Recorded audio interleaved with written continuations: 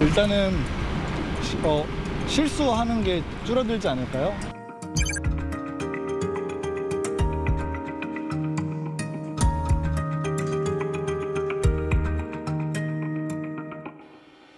사실 별로 그런 거를 원하진 않는 부분이었거든요. 프라이빗한 거를 지키고 싶은 분들이 많이 있는데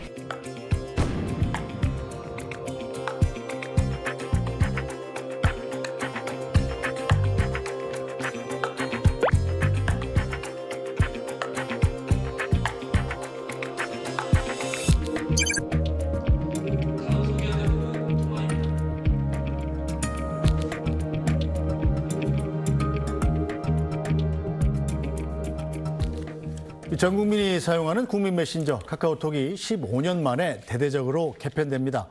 카카오톡 전용 AI 기능이 생기고 또 메신저 기능도 새롭게 바뀐다고 하는데요. 이 바뀐 카카오톡을 써본 이용자들의 평가는 엇갈리고 있습니다. 편리해졌다는 반응이 있는가 하면 사생활이 노출돼 불편하다는 평가도 나오고 있습니다. 관련 내용 경제 읽어주는 남자 김광석 한양대학교 겸임교수와 자세히 짚어보겠습니다. 교수님 어서 오세요. 네, 안녕하세요. 네, 이 카카오톡이 15년 만에 전격 개편됐다고 그러는데 제 건 아직 안 됐더라고요. 정확히 네. 말하면 개편되고 있는 중인 거죠? 그렇습니다. 네. 카카오 기업 입장에서는 개편을 시도하고 있는 것이고 네. 국민들, 이용자들 입장에서는 그것을 받아들일지 말지를 선택하고 있는 여정이다. 이렇게 표현해 볼 수 있겠습니다. 자, 그렇다면 이 바뀐 분들은 그럼 이미 경험을 한 분들은 되게 어떻게 바뀐 거죠? 지금 카카오톡에? 네, 체제 자체가? 일단은 몇 가지로 설명을 네. 좀 드리면 좋겠는데요. 첫 번째는 카카오가 직접 개발한 전용 AI 모델이죠. 네. 카나나를 이용할 수 있습니다. 그리고 채팅 탭도 있고 AI 기능도 이용할 수 있다 이렇게 말씀드리고요. 네. 특히 채팅 팁 그리고 친구 탭 이런 것들이 있는데 네. 특히 많은 분들이 여기서 반응이 있는데 친구 탭 같은 경우는 지금의 인스타그램처럼 비슷하게 친구의 게시물들을 네. 타임라인 형태로 확인할 수 있는 것, 그리고 카카오 안에서 챗GPT를 이용할 수 있는 것, 네. 또 안 읽은 채팅방이라고 있는데 여기서 대화를 요약해주는 기능까지 여러 가지 것들이 전변적으로 개편되고 있다 이렇게 볼 수 있겠습니다. 네. 자, 말씀하신 대로 이번 카카오톡 개편 중에 특히 눈에 띄는 점 AI, 즉 인공지능 서비스 기능이 추가됐다는 겁니다. 어떻게 바뀌는 건지 직접 보고 오겠습니다. 얼굴을 촬영해 버튼 한 번만 누르면 기타를 치며 휴가를 즐기는 모습으로 바꿔줍니다. 쇼폼 제작에 활용할 수 있는 기능입니다. 책 표지만 보여줘도 내용을 상세히 설명해줍니다. 이 책 내용에 대해서 팟캐스트 형식으로 말해줘. 많은 분들이 사랑하는 마법사의 돌에 대해 이야기해보려고 합니다. 카카오가 개발한 AI 모델 카나나에 이런 기능들이 카카오톡에 들어옵니다. 안 읽은 채팅방의 대화나 녹음된 보이스톡 대화 내용을 요약해주는 기능도 있습니다. 한국어에 대한 어떤 발음도 굉장히 정확한 편이고요. 그다음에 한국 어떤 컨텐츠에 대한 이해도도 굉장히 높은 편입니다. 채팅 탭에서 챗 GPT를 바로 사용할 수 있고 챗 GPT와 주고받은 대화나 생성된 콘텐츠를 채팅방에 바로 공유할 수도 있습니다. 네, 일단 좀 신기한 기능이 많이 추가된 것 같은데 카카오가 이렇게 대대적인 개편에 나선 이유, 자, 일각에선 이 네이버와 AI 대장주 놓고 벌이는 다툼, 그리고 이 김범수 의장의 오너리스크 이런 이유를 찾던데요. 네, 말씀하신 대로 이런 대대적인 개편을 추진하는 데는 한두 가지 배경만 있는 건 아니라고 볼 수 있겠죠. 근데 첫 번째로 이 플랫폼 기업들은 모든 기업들이 AI를 놓고 도전하고 있습니다. 그러니까 카카오만 그런 것이 아니라 세계 모든 플랫폼 기업, 또 하드웨어 기업, 소프트 기업 다 마찬가지입니다. 그런데 유독 알고 계시다시피 카카오 창업주죠. 김범수 창업주의 이미 검찰 징역형이 15년으로 구형이 됐습니다. 그럼 10월 21일 정도면 1심 결과가 나올 텐데 그러면 오너 없이도 이 기업이 전반적으로 개혁하고 혁신할 수 있다라는 것을 보여주기 위한 의지도 충분히 담겨 있다 이렇게 생각할 수 있고요. 또 많은 기업들이 주가가 상당 부분 올라가 있는데 역사상 고점을 갱신하고 있는데 이런 것들을 반영해서 카카오 주가는 그렇게 큰 힘을 상대적으로 덜 받고 있기 때문에 이런 전면적인 혁신을 통해서 주가를 끌어올리고자 하는 그런 의지도 충분히 해석될 수 있겠습니다. 네, 자 어쨌든 이번에 추가된 새로운 AI 기능, 뭐 저 같은 구형 핸드폰 쓰는 사람들한테는 언제 차례가 옵니까? 네, 아직 좀 시간이 좀 남아 있는 것 같고요. 말 그대로 여러분들도 최신형 스마트폰을 이용하시는 분들부터 먼저 이제 선택의 기회가 좀 주어진다 이렇게 생각하시고요. 전반적으로 모든 스마트폰 모델에 걸쳐서 이 AI를 활용할 수 있는 그런 시점도 곧 올 거라고 판단할 수 있겠습니다. 네, 자 그런데 문제는 야심차게 개편한 카카오톡에 대한 이용자들의 반응이 엇갈리고 있다는 겁니다. 이 불편하다는 반응도 적지 않은데요. 리포트로 보고 오겠습니다. 카카오톡의 본질인 메신저 기능도 크게 바뀌었습니다. 최대 100개의 채팅방 폴더를 만들어 관계나 특징별로 분류해 놓을 수 있습니다. 일단은 실수하는 게 줄어들지 않을까요? 친구들한테 보내야 될 거를 일하는 데다 보낸다던가 이런 실수가 많이 줄어들 것 같은데요. 친구 탭엔 인스타그램과 비슷한 사용자 환경이 도입돼 프로필 변경 내역 등을 타임라인 형태로 확인할 수 있는데 직관적이지 않아 불편하다는 반응도 많습니다. 사실 별로 그런 걸 원하진 않는 부분이었거든요.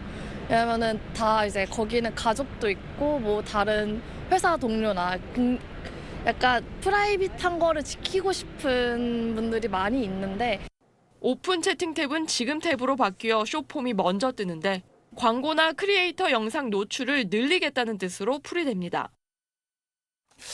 네, 저만 해도 그렇습니다만 이게 하나만 바뀌어도 이 기능 찾기 힘들어서 약간 좀 피곤하다. 뭐 이런 반응도 좀 있지 않습니까? 네, 그렇습니다. 네. 저는 이렇게 표현합니다. 카카오톡이라는 것이 민간제가 아니다. 공공재다 이렇게 생각을 합니다. 그러니까 온 국민이 이 카카오톡을 이용하고 있는데 그 이용하는 것은 개인적인 이용도 있지만 저도 학교에서 수업을 하면 그 반 전체 단톡방을 만듭니다. 우리나라 국민들이 다 무슨 일을 하면 단톡방부터 만들어요. 그건 회사에서도 그렇고 팀별로도 그렇고 그리고 국가적으로도 이용을 합니다. 세금 공지나 여러 가지로. 그러니까 여러 전반에 걸쳐서 이 카카오톡을 이용하고 있는데 특히 젊은 세대부터 고령자들까지 모두 이용하고 있는데 이런 거대한 혁신이 일어날 때 그걸 수용할 수 있는 수준은 차이가 있지 않겠습니까? 그래서 저의 판단도 너무 이렇게 점진적인 변화를 했으면 좋겠는데 너무 거대한 파괴적인 혁신을 추진한 것이 뭐 대상자들마다 좀 불편을 초래하게 한 것이 아닌가 이런 생각을 해봅니다. 네, 카카오톡 개편과 관련된 누리꾼 반응 잠깐 살펴보겠습니다. 자, 이 댓글을 이렇게 달고 있는데 이 개편이랍시고 메신저 앱에서 왜 이런 짓을 하는지 모르겠다. 이렇게 강한 불만을 표시한 분들도 있었고요. 이 사생활 노출이 심해졌고 광고도 많아서 스트레스 받는다. 자, 카카오톡을 검색하면 자동 업데이트 끄는 법 나온다. 자, 이래서 카카오톡이 자동 업데이트가 되지 않도록 이렇게 미리 설정을 하는 방법을 찾는 분들도 많다고 그래요. 자, 그런데 일단 업데이트를 한번 하면 이전 버전으로 돌아갈 수는 없다고 그럽니다. 자, 그래서 이전 버전을 계속 쓰려면 업데이트 끄는 법을 미리 알아서 설정을 해놔야 되고요. 자, 저희 부모님은 카톡도 겨우 쓰시는데 또 바뀌어서 힘들어 하시네요. 이런 반응도 있었습니다.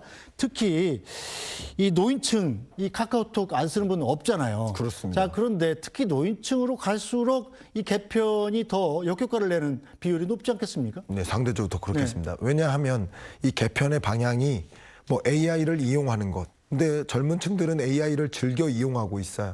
또 인스타그램을 이용하는 것. 역시 젊은 층들은 인스타그램을 이미 익숙하게 이용하고 있습니다. 이런 것들이 변화의 방향이 젊은 세대들은 너무나 좋아하는 것들을 이미 담고 있는데 특히 고령층의 경우에는 받아들이기가 좀 어렵겠죠. 제가 이 부분을 이렇게 설명드릴게요.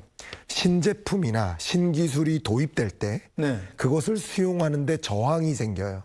저항이 생기는 것을 기술 수용 모형이라고 설명을 할 수가 있는데 신기술을 수용하는 것은 첫 번째 사용 편의성을 인식해야 돼요. 두 번째가 유용성을 인식해야 되는데 이 두 가지 사용 편의성을 인식하지 못하거나 유용하지 않다고 느끼거나 그러면 수용할 수 없죠. 가장 대표적으로 예를 들어 여러분들이 키오스크가 도입된다. 나는 기존에 직접 거래하는 게 좋은데 이렇게 내가 기계를 통해서 거래하는 게 싫은데 처음에는 사용 편의성이나 유용성을 못 느껴요. 근데 네. 나중에 사용하다 보면 익숙해지면서 그렇죠. 오히려 키오스크를 선호하는 경향이 있어요. 오히려 ATM기를 선호하는 경향이 있어요. 네. 이런 것처럼 첫 번째로 처음으로 신기술이 도입될 때는 일단 저항하는 경향들이 있을 수 있다. 이 부분을 좀 지켜볼 것도 우리가 하나가 예의주시해야 될 영역 아닌가 생각합니다. 네, 어쨌든 이용자들의 반응이 개편 초기에 일단 부정적이면 네. 주가에도 영향을 좀 미치는 것 같습니다. 23일에 이 카카오 개편안을 발표를 했는데 네. 이 발표하는 당일날 주가가 많이 빠졌어요. 카카오가 무려 하루 사이에 4.52%가 하락을 했었는데 네. 이 주가는 좀 회복이 됐습니까? 네, 현재 어느 정도 회복이 되긴 했습니다. 이것도 방금 말씀드렸던 기술 수용 모형과 일맥상통하는 결과가 있습니다. 말씀을 드려보면 네. 일단 신제품이 나오면 이제 카카오뿐만 아니라 뭐 자동차 기업이든 신제품이 출시되면 네. 그 신제품에 대한 평가가 있지 않겠습니까? 신기술에 대한 평가가 있는데 평가가 안 좋아요.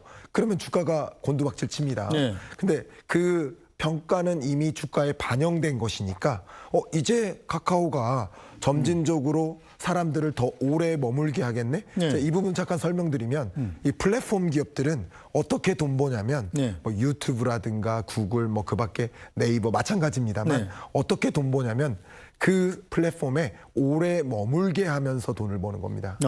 근데 카카오도 역시 네. 오래 머물게 하도록 여러 탭을 만든 거예요. 네. 근데 결과적으로 이렇게 기술 혁신이 있어서 부정적이라 하더라도 카카오를 사용하지 않는 분은 안 계신 거예요. 그 할 수 썩 있어야죠. 그렇죠. 카카오 없이 어떻게 삽니까? 없습니다. 그럴 수 없어요. 네. 필수제인 거예요. 그러니까 이게 변화가 좋든 안 좋든 다 이용하니까 네. 그리고 특히 얼리 어댑터들 우리 젊은 세대들은 즐겨 이용하게 될 테니까 네. 전보다는 카카오에 더 오래 머물게 될 것입니다. 체류 시간이 굉장히 중요한 겁니다. 그래서 오히려 첫날에는 주가가 큰 폭으로 조정되지만 네. 다시 회복되는 경향도 있을 수 있다. 이렇게 설명드리겠습니다. 근데 어쨌든 소비자들이 불편사항을 계속 쏟아내면 이걸 카카오 입장에서는 반영해서 개선을 해야 되는 의무가 있는 거 아니에요? 예, 당연히 그렇다고 네. 생각합니다. 왜냐하면 일반 민간제랑 다르다. 네. 앞에 말씀드렸던 것처럼 온 국민이 이미 여러 가지 용도로 사용하고 있는 공공재적 성격, 네. 필수재적 성격이 있기 때문에 저는 아쉬운 것은 국민의 여론을 먼저 확인해서 점진적으로 그 여론을 수용하는 방향으로 변화했어도 그랬어도 괜찮았을 텐데 하는 네. 아쉬운 마음은 좀 갖고 있습니다. 알겠습니다. 자, 그런가 하면 요즘 휴대폰 시장에서는 또 애플이 또 화제가 되고 있습니다. 자, 아이폰 17 처음 발표했을 때만 해도 디자인이 좀 별로다. AI는 이번에도 별거 없네. 뭐 이런 반응이 나왔었는데 네. 막상을 뚜껑을 열고 보니까 팔리기가 아주 잘 팔린다고 그래요. 네, 지금 판매량이 어마어마하고요. 네. 지금 주문을 당장 하더라도 받아보려면 뭐 수십 일을 좀 기다려야 됩니다. 그만큼 전 세계 출시되자마자 수요가 급증하다 보니까 그 엄청난 수요에 맞게 공급할 수 없을 만큼 수요가 급증하고 있습니다. 그래서 공개되자마자 당연히 이 흥행의 대반전으로 또 애플 주가도 정말 화려하게 귀환하고 있다 이렇게 표현할 수 있겠습니다. 애플이 워낙 대형주라서 미국 증시에 미치는 영향도 크지 않습니까? 그렇습니다. 미국 주식시장도 전반적으로 S&P든 다우존스든 전반적으로 역사상 고점을 계속 갱신해 나가고 있는데 네. 더군다나 애플 같은 경우는 특별히 이 미중 무역 전쟁이라든가 네. 또 관세 전쟁에 치명타를 받았던 종목이에요. 그래서 뚜렷하게 회복을 못하던 그런 영역이었는데 최근에 방금 말씀드렸던 것처럼 아이폰 17 이 흥행 대반전으로 주가가 다시 역사상 고점을 향해 다시 돌아오고 있다 이렇게 설명드리겠습니다. 자, 애플 얘기 나왔으니까 우리 삼성전자 얘기도 안 할 수가 없군요. 삼성전자 주가 요즘 많이 올랐어요. 네. 앞으로 어떨 거로 보이십니까? 네, 일단 관건은 역시 우리가 생각하는 삼성전자 하면 스마트폰을 많이 떠오르시지만 네. 사실 이 전체 삼성전자의 매출액이라든가 비용 구조에서 절대적으로 중요한 건 반도체입니다. 네. 그래서 HBM을 계속 도전하고 있는데 엔비디아의 납품을 확정짓는 네. 그런 결과가 나오면 당연히 상당한 기대감이 있고요. 그 삼성전자도 곧 엔비디아의 HBM을 납품할 수 있겠다라는 기대감이 지금 상당 부분 주식시장에 반영되어 가고 있는 겁니다. 네. 실제 납품 결과가 확정이 되면 또 주가가 상승할 가능성이 굉장히 높다고 의견 드리겠습니다. 알겠습니다. 일단 주가는 뭐 신의 영역이기 때문에 네. 일단 참고만 하셨으면 좋겠군요. 그렇습니다. 네, 알겠습니다. 오늘 말씀 여기까지 듣겠습니다. 김광석 한양대학교 겸임교수였습니다. 잘 들었습니다. 감사합니다. 네.